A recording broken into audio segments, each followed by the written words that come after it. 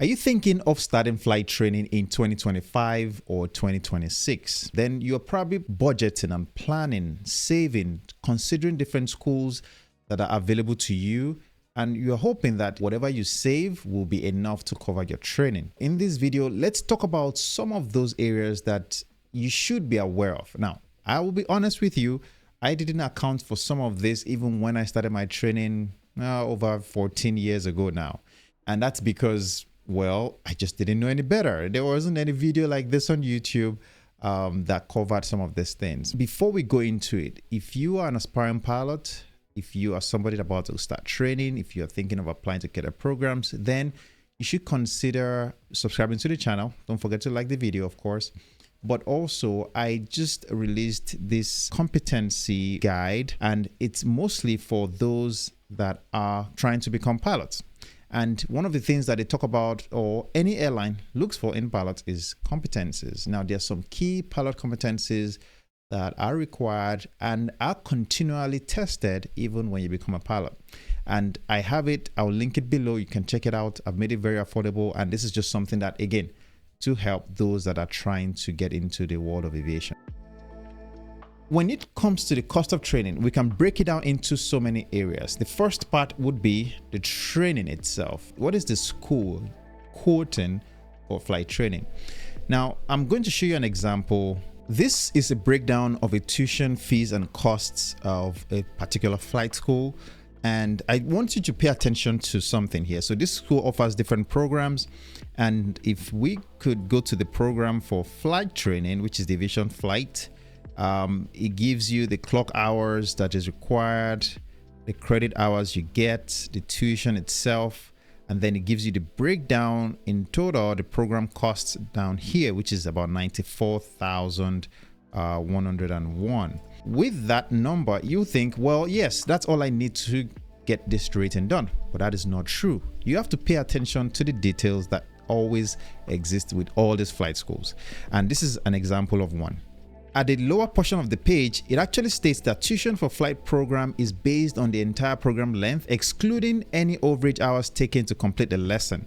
The flight program includes the minimum number of flight hours and ground school classes approved for each rating and certificate by the FAA.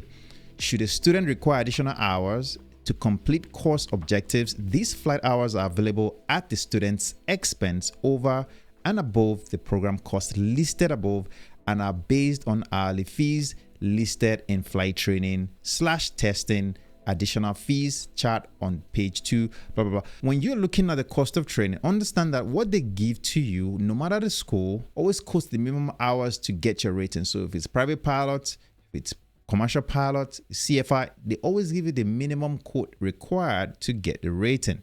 And this is where you need to do your own due diligence and think to yourself, unless you have experience maybe flying airplanes with your dad or an uncle or a friend, and you're already exposed to the training environment and you know exactly what you will be doing, which means that you know exactly what stalls are, you know exactly what slow flight is, you know exactly what chandelles or lazy eights and all these maneuvers that you do when you're doing your training. Unless you're already exposed to them and you're just coming in to get a CFI to sign you off, you are likely to repeat flight.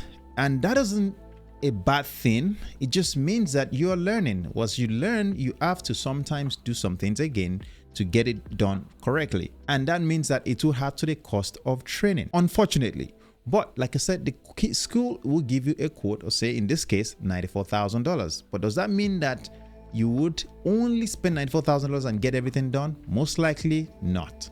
And this is where you need to always plan for that extra cost for things like repeating a flight, for things like, well, you went on the flight, you had a bad day, and that sometimes happen where you go on the flight and you didn't sleep well, you didn't study, or you failed to study, which is on you, right?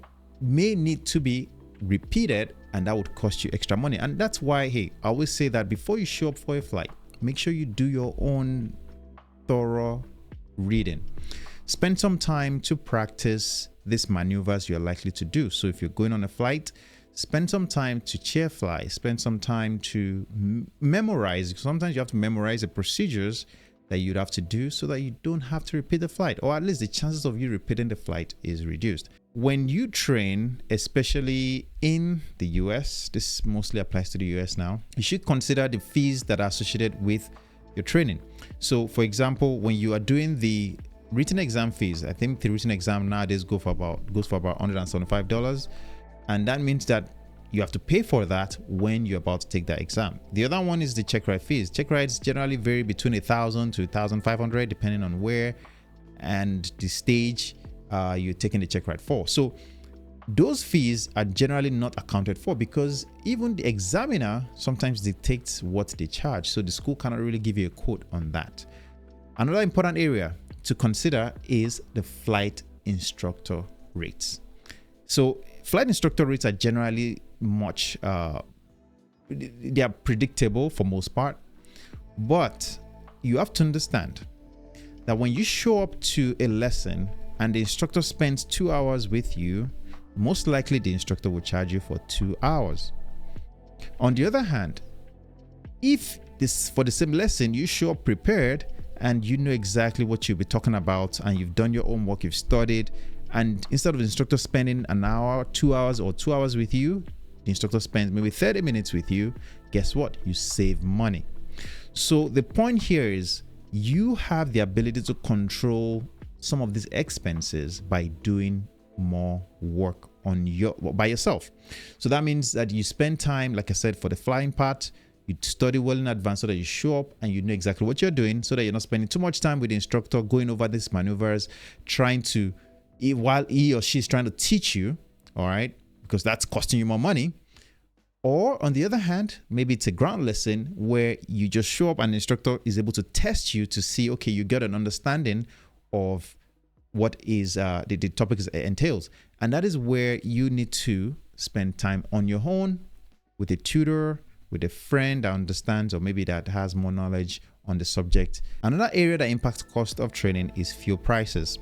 You see, when it comes to fuel prices, this is something that is very unpredictable because the school gives you a quote based on the current rates of fuel. And that means that when you start training, if fuel goes up, well, the school is not going to bear the cost, you are going to bear the cost. So that means that they will charge you the most recent rate. And with that said, means that it could most likely go up, which for most cases, that's what happens. Yes, it goes down occasionally, but for most part, the one that hurts is when it goes up, and because you're having to spend more money on training than you planned, and that could be the reason why you run out of money sooner than expected. And how do you plan for this? This is something that you don't really plan for. Again, all you can do is to minimize the amount of time spent while flying by doing most of the work well in advance, studying, practicing, using flight simulators, Microsoft Flight Simulators, X-Planes, and things of that nature, because they are much cheaper to use. Okay, now the next part is accommodation and living expenses. This is something that we don't often talk about because most of the time it's not included in the quote that you're given by the school, and you have to think about this. So that means you have to find a place that is affordable, that is within a reasonable distance to the school, especially if you don't live in that area.